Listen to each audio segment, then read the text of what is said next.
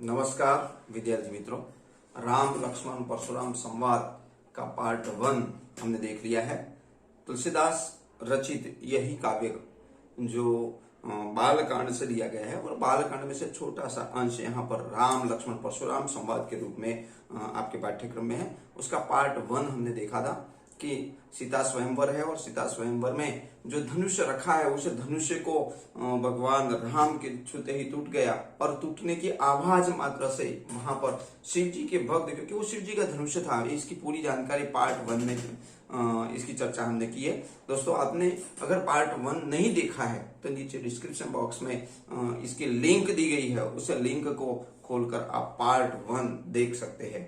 तो वहां पर आते हैं परशुराम जी और क्रोधित होते हैं कि किसने तोड़ा वो अलग हो जाओ, जिसने तोड़ा है वो सब राजाओं में, नहीं तो सब राजा मारे जाएंगे। और उसी समय लक्ष्मण और परशुराम जी के दोनों के बीच में जो संवाद होते हैं उस संवाद का वर्णन इसमें बहुत ही अच्छी तरह से तुलसीदास जी ने बताया है। हम लास्ट में जहां पर देखते थे कि उन्होंने अपना परिचय स्वयं दिया है यहाँ पर परशुराम जी ने कि मैं कौन हूँ, मैं केवल मुनि नहीं हूँ। सहस्त्र बाहु जो था, सहस्त्रार्जुन था, उसके सहस्त्र बाहु को भी मैंने काटा है और तू अपने माता पिता के शोक का कारण न बन, तो यही अपनी कुल को संभाल, क्योंकि गर्भ में रहे हुए बच्चों को भी मारने वाला मेरा इस परशु है मेरे पास जो है, तो उससे तू डर। वहां तक मेरे ख्याल से हम लोग आए थे।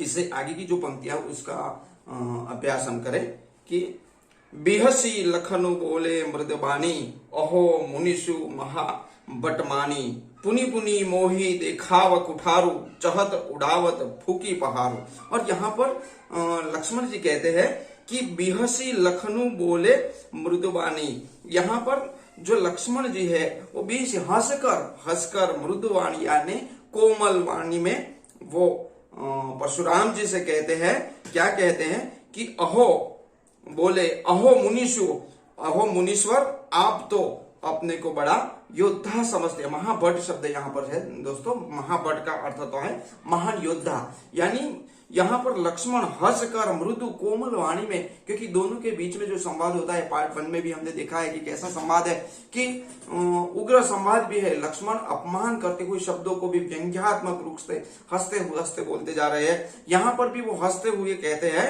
और मृदु वाणी में, कोमल वाणी में कहते हैं कि अहो मुनि, अरे मुनि, आप तो अपने आप को बहुत बड़ा योद्धा मानते हैं।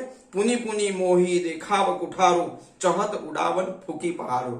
और यहाँ पर कहते हैं कि मुझे पुनि पुनि यानी बार बार, मोही देखाव कुठारू, कुठारू यानी कुल्हाड़ी।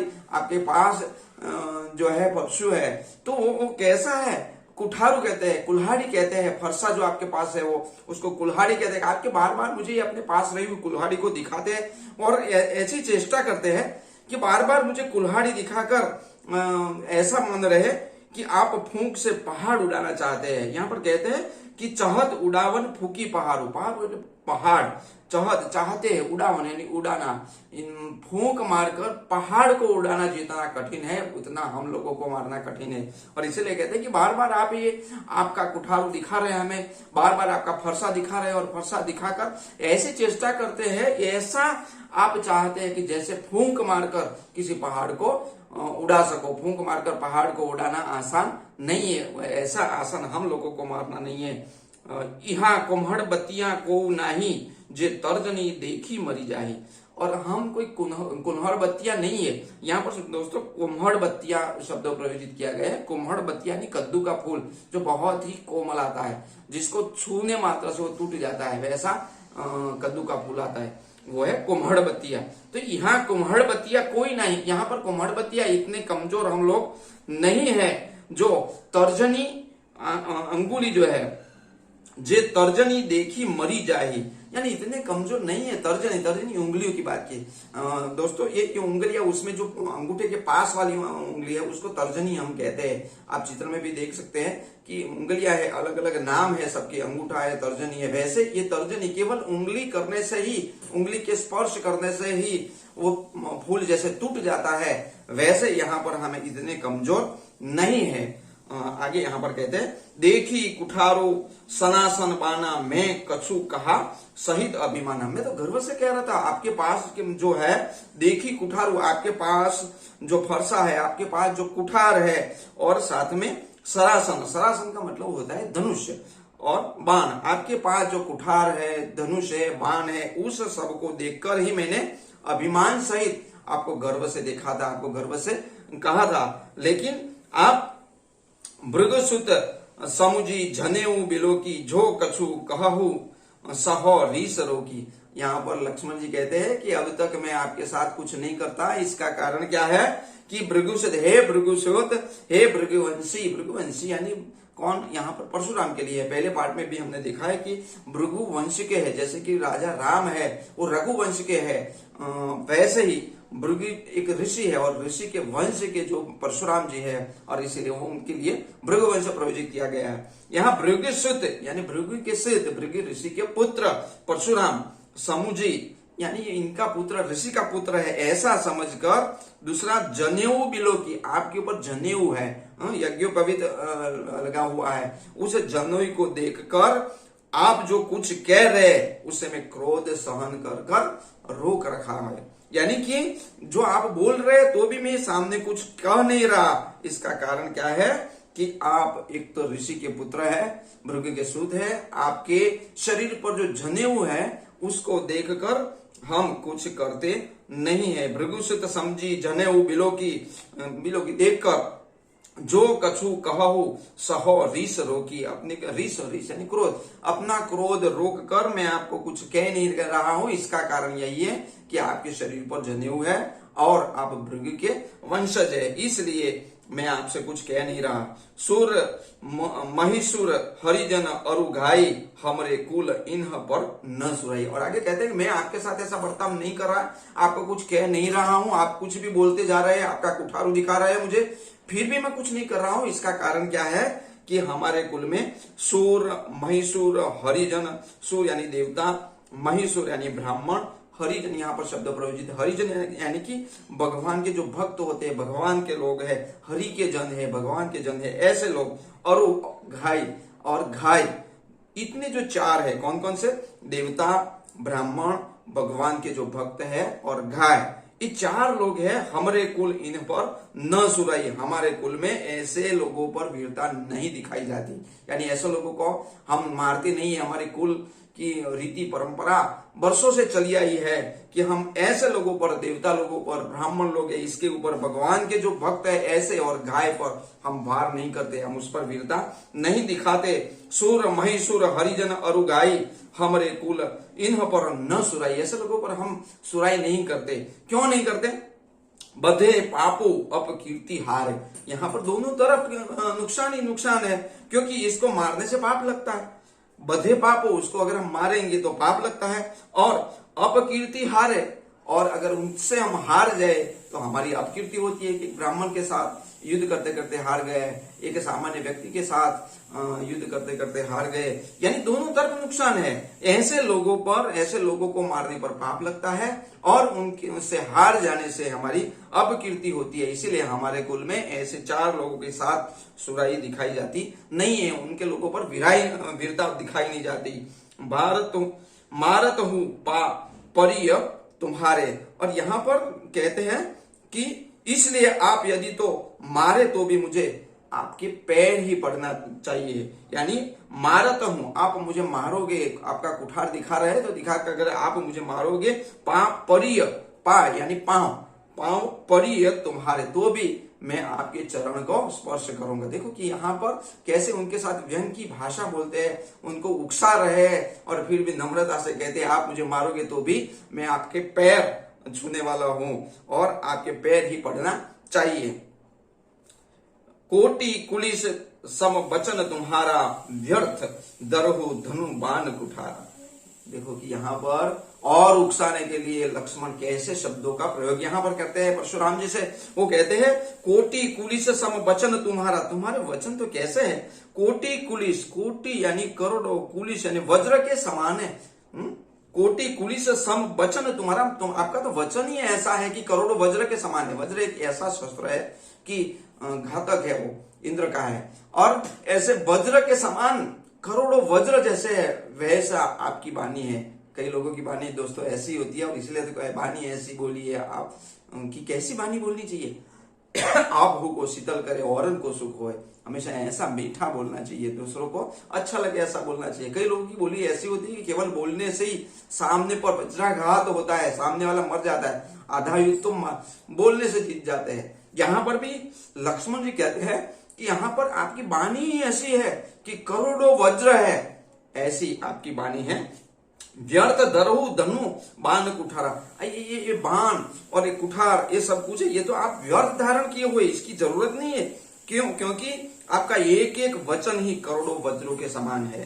धनुष बाण और कुठार तो आप व्यर्थ ही धारण किए, इसकी जरूरत नहीं है। आपकी वाणी ऐसी है, शस्त्र जैसी है।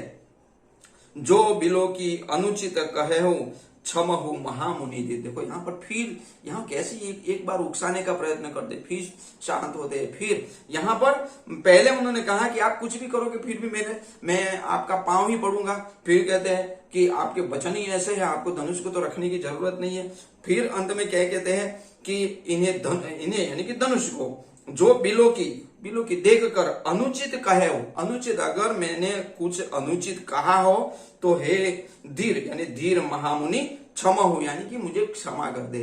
अगर आपके धनुष बाण और इसको देखकर मैंने अगर कुछ अनुचित शब्द प्रयोजित किया है तो आप मुझे क्षमा कर दे। सुनी सरोस भृग वंश मणि बोले घिरा गंभीर। यहाँ पर इतना सुनने के बाद यह सुनकर भृगवंश मणि परशुराम जी क्रोध के साथ गंभीर वाणी बोले, यानी उनमें क्रोध आ गया और क्रोध को लाकर वो गंभीर वाणी बोलने लगे। परशुराम जी ने क्या किया, क्योंकि लक्ष्मण उसको उकसाने का प्रयत्न कर रहा है। लक्ष्मण ने ऐसी वाणी उनके साथ की, ऐसे वार्तालाप उनके साथ किया कि जिसके कारण यहाँ पर परशुराम जी क्या करते हैं, ऐसी वाणी बोलते हैं। क्या बोलते हैं उसको आगे हम पढ़े। कौशिक सुनहु मंद देहु बालकु कुटिलु काल बस निज कुल घालकु भानु वंश राकेश कलंकु निपट निरंकुशु अबुदु असंकु। यहाँ पर कौशिक को कहते हैं। कौशिक कौन है? यहाँ पर विश्वामित्र है। यहाँ विश्वामित्र जी भी बैठे हुए हैं, क्योंकि राम और लक्ष्मण को यहाँ स्वयंवर में कौन लेकर आए थे? विश्वामित्र जी लेके आए थे, और इसीलिए विश्वामित्र भी यहाँ पर है। तो विश्वामित्र को अब संबोधित करते हुए परशुराम जी कहते हैं कि हे विश्वामित्र, कौशिक सुनहु मंद येहु बालक। ये बालक कैसा है? हे विश्वामित्र तुम सुनो, यह बालक बहुत दुर्बुद्धि वाला है और कुटिल है। सुनहु मंद गेहूं बालक कुटिल है, काल बस निज कुल घालको। ये कैसा है? ये काल का वश होकर वह अपने कुल का नाश करने वाला है। यहाँ घालकू शब्द है। घालकू का मतलब होता है कि नाश करने वाला, आगे कुल शब्द है, यानी कि कुल का नाश करने वाला है। ये मंद बुद्धि है और कैसा है? कुटिल है, ऐसा मुझे लग रहा है। ये किसको कह रहे हैं? विश्वामित्र जो साथ में लेके आए उस विश्वामित्र को कहते हैं। भानु वंश राकेश कलकु निपट निरंकुशु अबुदु असंकु। और आगे कहते हैं कि ये कैसे है? भानु बस राकेश। देखो कि यहाँ पर राकेश और भानु दो शब्द है। भानु यानी चंद्र, सूर्य, और राकेश यहाँ पर चंद्र के लिए शब्द प्रयोजित किया है कि यह सूर्यवंशी रूपी चंद्रपूर्ण का कलंक है। यहाँ सूर्यवंशी, और सूर्य पर कभी कलंक है, सूर्य पर दाग है नहीं है, चंद्र पर दाग है। तो यहाँ सूर्यवंशी होते हुए भी, क्योंकि वो कौन है? रघुवंशी, और रघुवंश सूर्यवंशी है। तो यहाँ पर कहते हैं कि भानुवंश ये सूर्य के वंशज है, फिर भी राकेश कलंकुर, चंद्र के समान उसमें कलंक है। देखो यहाँ दोस्तों समझने जैसा है, वो है चंद्रवंशी नहीं है, वो सूर्यवंशी है। और सूर्य में कभी दाग होता नहीं है। सूर्य के सामने भी हम नहीं देख सकते, इतना तेजस्वी है। दोपहर में तो जब सूरज आता है तो उसके सामने भी हम अपनी आंख उनके सामने देख नहीं सकते, ऐसा सूर्य है। जबकि चंद्र है तो चंद्र के बीच में दाग है, चंद्र के बीच में दाग जैसा लग रहा है। तो वो सूर्यवंशी होते हुए भी सूर्यवंशी रूपी पूर्ण चंद्र का कलंक है। कौन? ये लक्ष्मण। और किसको कहते हैं? ये विश्वामित्र को कहते हैं कि भानु बस राकेश कलंको निपट निरकुशु अबुदु असंको, यानी कि यह एकदम उद्दंड है, मूर्ख है और बेखौफ है, इसको कोई भय जैसा लग नहीं रहा है, अशंकु, उसको कोई उस पर अंकुश नहीं है, ऐसा बालक है। निरंकुश, उस पर अंकुश नहीं। अबुदु यानी मूर्ख है, ऐसा ये बालक है कि जे अपने कुल का नाश करने वाला है। कालक बलु होई ही छन माही, कहो पुकारी खोरी मोही नाही। और आगे सब लोगों को संबोधित करते हुए यहाँ पर परशुराम जी कहते हैं कि अभी क्षण भर में ही यह काल का ग्रास कौर हो जाएगा। कालक बलु होयु छन मही, क्षण यानी क्षण भर में मैं अपना कुठार उठाऊंगा तो क्षण भर में वो काल का कौर हो जाएगा, काल को मरण को शरण हो जाएगा। और मरण को शरण अगर वो हो जाएगा तो इसके बाद मैं पुकार के आप लोगों को कहता हूं कि बाद में मेरा दोष मत देना, मुझे दोषित मत समझना। कालक बसु होयु छन मोही, कहो पुकारी खोरी मोही नाही। खोरी शब्द यहाँ पर है, खोरी का मतलब है दोष। अभी थोड़े ही क्षण में मेरा कुठार है और इससे वो काल के वश हो जाएगा, वो मरण के शरण हो जाएगा। तो बाद में कहो पुकारी, मैं पुकार के आपको कह रहा हूं, खोरी मोही नहीं। खोरी यानी कि दोष, मोही मेरा दोष मत निकालना। तुम हटक हु जो चहत उबारा, कही प्रतापु बलु रोषु हमारा।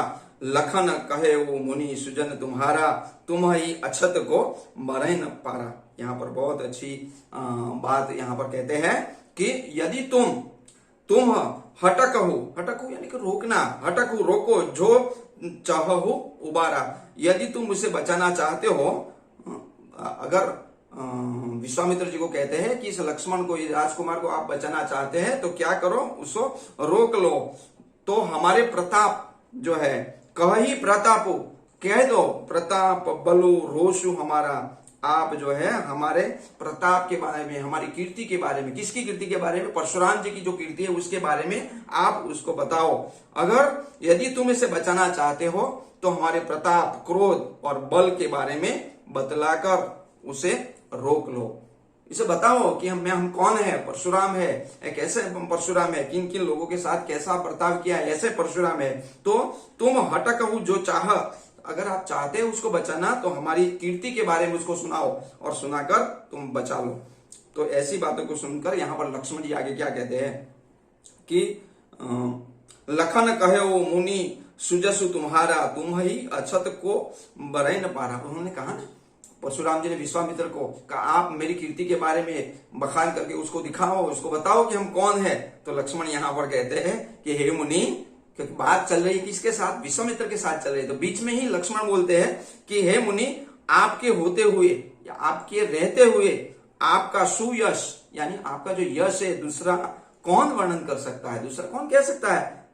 लखन कहे उमनी सुजसु तुम्हारा, सुजस यानी सुयश, आपका जो यश है, आपके जो कीर्ति है उसके बारे में तुम ही अछत को बरै न पारा, यानी तो आपके सिवा आपका वर्णन, खुद का वर्णन दूसरा कौन कर सकता है। आपने तो इसके बारे में सब कुछ बता दिया है। अपने मुंह तुम आपनी करने, अपने मुंह यानी स्वयं, अपने मुंह पर, अपने मुंह से ही स्वयं आपने स्वयं स्वमुख से अपनी कीर्ति का वर्णन कर दिया है। अपने मुंह तुम आपनी करनी, बार बार अनेक भांति बहुबरनी, और बार बार आपने इस नाना रीतियों से आपने अपनी जो बात है कि मैं कौन हूं, मैं सहस्त्रबाहु को मारने वाला हूं, मैं महान क्रोधी हूं, मैं ऐसा हूं, मेरा कुठार ऐसा है, ऐसी बातें अपने मुंह से आपने तो पहले से ही कर दी है। और आपसे अपनी स्वयं की बातों दूसरा कौन कर सकता है। नहीं संतोषु न पुनि कछु कहु, और अभी भी संतोष नहीं होता है, इतना कहने के बाद भी नहीं संतोष यानी अभी भी संतोष नहीं होता है। तो पुनि यानी फिर से, कछु कहो और भी कह दो जो कहना है। जनि रीस रोकी दुसह दुख सह हो, व्यर्थ अंदर मन में रख कर दुख को उत्पन्न कर रहे हो, क्योंकि तुम्हें कुछ कहना है, बोल तो दिया है, फिर भी अगर कुछ रह गया है तो ऐसी बातों को आप बता दो ताकि दूसरे लोगों को भी पता चले। इतने पर भी यदि संतोष नहीं है आपको, असंतोष नहीं हुआ है, तो फिर कह डालिए, अपना क्रोध रोककर असह्य दुख मत सहन करो, अपने क्रोध को आप रोक, रीस यानी क्रोध जनी रीस को रोकी, अपने क्रोध को रोक कर दुख को क्यों सहन करते हो, जो कहना है वो कह डालो। वीर व्रती तुम धीर अछोबा, घारी देत न पावहु शोभा। और आगे परशुराम जी से कहते हैं आप कैसे है, वीर व्रती यानी वीरता का व्रत धारण करने वाला आप वीर है, महापुरुष है। तुम धीर है, धैर्य को धारण करने वाला धैर्यवान। और अछोबा, अछोबा यानी क्षोभ रहित, क्षोभ और क्षोभा और अछोभा, अछोभा यानी कि क्षोभ रहित हो, क्रोध रहित हो।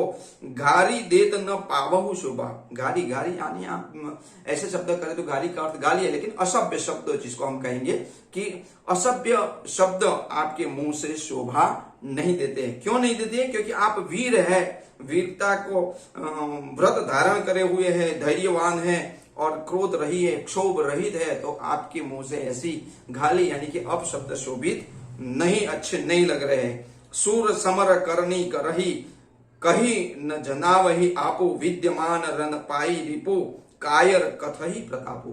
और आगे यहाँ पर क्या कहते हैं कि जो शूरवीर लोग होते हैं वो कैसे होते हैं, इसकी बात यहाँ पर लक्ष्मण जी ने की है।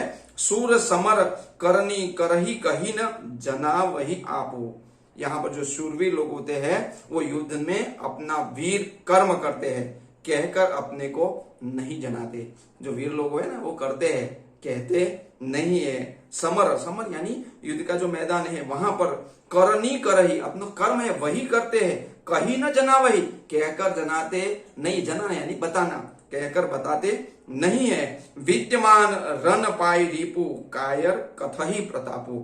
और इसके विपरीत रणभूमि में जो शत्रु को उपस्थित देखकर कायर लोग है वही अपने प्रताप का गुणगान करते हैं। विद्यमान रण में खड़े होकर, पाई रिपु, रिपु यानी शत्रु को सामने देखकर, कायर जो है, जो युद्ध नहीं कर सकते ऐसे लोग हैं। कथही प्रतापु, कथही यानी कहते हैं, कैसे लोग कहते हैं, जो कायर लोग हैं वैसे कायर लोग अपने गुणगान गाते हैं, कायर लोग अपनी बातों को बताते हैं।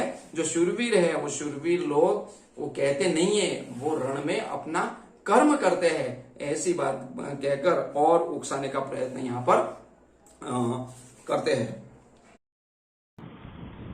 विद्यार्थी मित्रों, काव्य बहुत लंबा है, जिसके कारण आज ही उसे पूरा करना असंभव है।